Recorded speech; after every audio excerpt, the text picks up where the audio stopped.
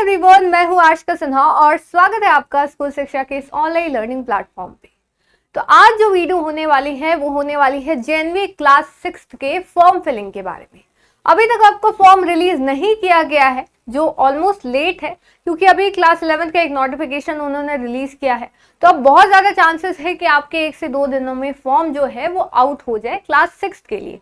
9th के लिए और 11th अगर एंट्रेंस होता है इस साल 2027 के लिए, तो वो 11th का भी फॉर्म आपको देखने को मिलेगा अगस्त सितंबर में रिलीज कर दिया जाएगा। ठीक है, तो ये हमारा पूरा का पूरा डेट है। बात करें अगर क्लास 6 की, तो आपको जो है इस वेबसाइट पे फॉर्म मिलने वाला है। ठीक है, जब भी फॉर्म आएगा आपको अपडेट किया जाएगा, इसलिए अगर आप चैनल पे न्यू है तो जरूर से सब्सक्राइब कर लीजिए ताकि ये सारी इंपॉर्टेंट अपडेट्स आपसे मिस ना हो। ठीक है, हर एक चीज इंफॉर्मेशन आपको मिलती रहेगी। तो पहले तो ये बता दो कि ये navodaya.government.in आपकी जो वेबसाइट है वहां पे आपका फॉर्म रिलीज होता है। ठीक है, आप वहां से फॉर्म फिल कर सकते हो। क्या ये जो फॉर्म फिलिंग होती है इसमें कोई भी पैसा लगता है? नहीं। ठीक है, 0 फी आपकी लगती है नवोदय के फॉर्म भरने में।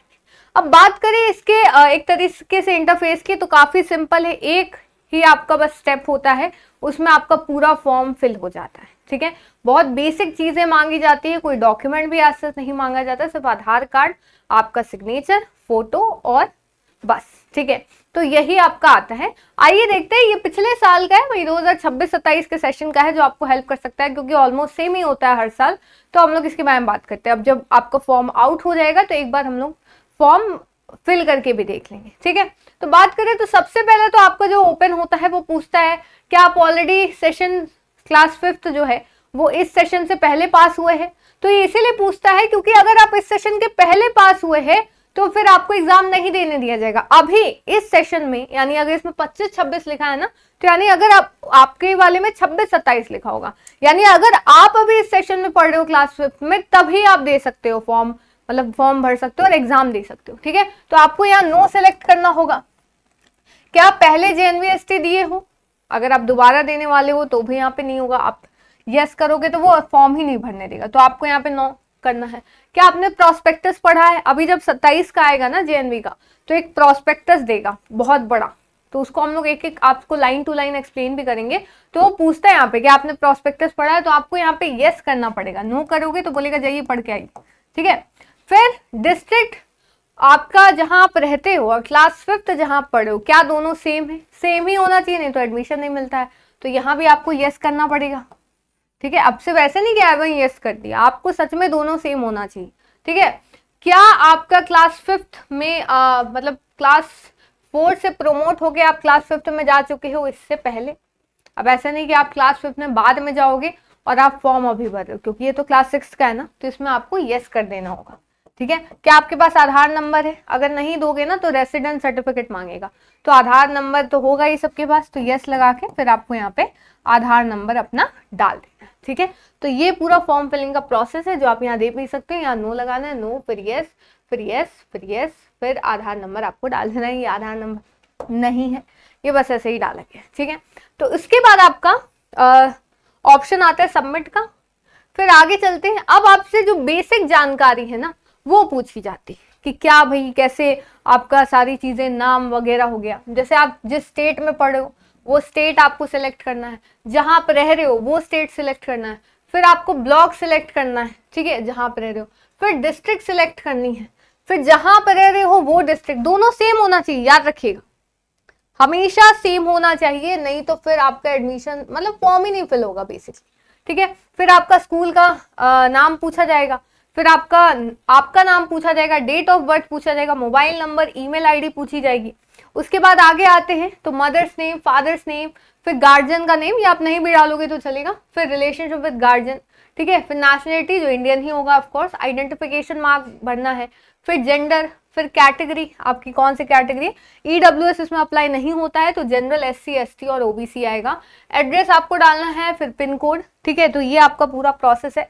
फिर आगे आते हैं, आपसे मीडियम ऑफ एग्जामिनेशन पूछेगा, जो कि क्लास 6 में बहुत इंपॉर्टेंट है, क्योंकि आपका अलग अलग लैंग्वेज है। ठीक है, पूरे आपके प्रोस्पेक्टस जब आएगा उसमें लिखा होगा कि मान लेते हैं आप उत्तर प्रदेश से, तो आप सिर्फ हिंदी, इंग्लिश और उर्दू में से कोई एक चूज कर सकते हो।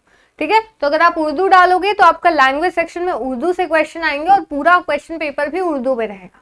हिंदी चूज करोगे तो लैंग्वेज सेक्शन के जो आपके सवाल आता है वो आपका पूरा हिंदी से क्वेश्चन आएगा और पूरा क्वेश्चन आपका हिंदी में ही लिखा रहेगा, समझे।